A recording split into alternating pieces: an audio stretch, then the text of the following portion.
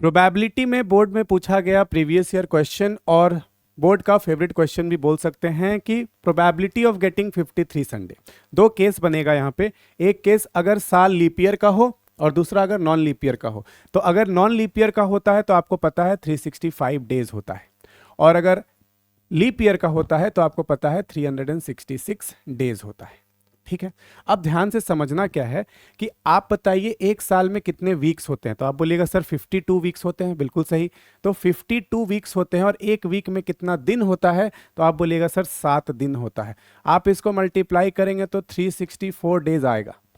Total days है कितना 365, पूरा कितना हो गया 364, मतलब एक दिन जो है वो बेचारा छूट चुका है। ठीक है, तो उस एक दिन के लिए क्या करना है, मान लो अपना 364वां दिन 364th डे और 365 डे।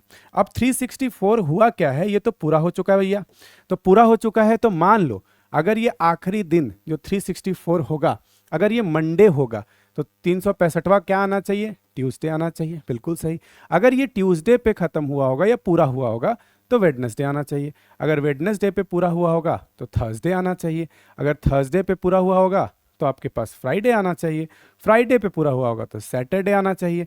सैटरडे पे पूरा हुआ होगा तो संडे आना चाहिए, है ना, संडे आना चाहिए।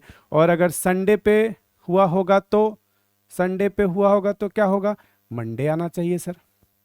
ठीक है, यही सारे केसेस है आपका 364th डे जिस पे भी पूरा हुआ होगा उसके बाद वाला यही आना चाहिए। ठीक बात है। तो अब देखो ऐसा कितना केस हमको मिल गया, तो हमको मिल गया 1 case, 2 case, 3 case, 4 case, 5 case, 6 case और 7 केस। टोटल अपने को 7 केस मिल गया भाई, 7 केस। उसमें से कितना ऐसा केस है जिसमें तुमको संडे दिखाई दे रहा है, तो तुम बोलोगे कि सर अपन लोग के पास सिर्फ एक ही ऐसा केस है, एक ही ऐसा केस है, तो लिख दो 1/7, यही आपका आंसर है। तो सर लीप ईयर के लिए फिर क्या करेंगे, बिल्कुल यही काम करेंगे। 364th डे पूरा हो चुका है, बचा कौन 365 और 366। अब मान लीजिए यही एग्जाम्पल उठाइए, अगर ये मंडे हुआ तो ये वाला होगा ट्यूसडे, ये वाला होगा वेडनेसडे। अगर ये ट्यूसडे हुआ तो वेडनेसडे थर्सडे। अगर वेडनेसडे हुआ तो थर्सडे फ्राइडे। अगर थर्सडे हुआ तो फ्राइडे सैटरडे। अगर फ्राइडे हुआ तो सैटरडे संडे, है ना। और अगर आपका सैटरडे हुआ तो ये वाला संडे और ये वाला मंडे, है ना। अगर ये मंडे हुआ, मंडे तो हो ही चुका है सैटरडे, अगर ये संडे हुआ, मान लो ये अगर संडे हुआ, अगर ये संडे हुआ तो ये क्या हो जाएगा मंडे और ये हो जाएगा ट्यूसडे। अब ध्यान से देखिए, ये तो अपना पूरा हो चुका था भैया, ये तो पूरा हो चुका था, इसमें तो कोई दिक्कत ही नहीं है। अब ऐसा कितना केस यहां बना है, देखो 1 case, 2 case, 3 case, 4 case, 5 case, 6 case और 7 केस। तो यहां पर भी सर 7 ऐसा केस बना है।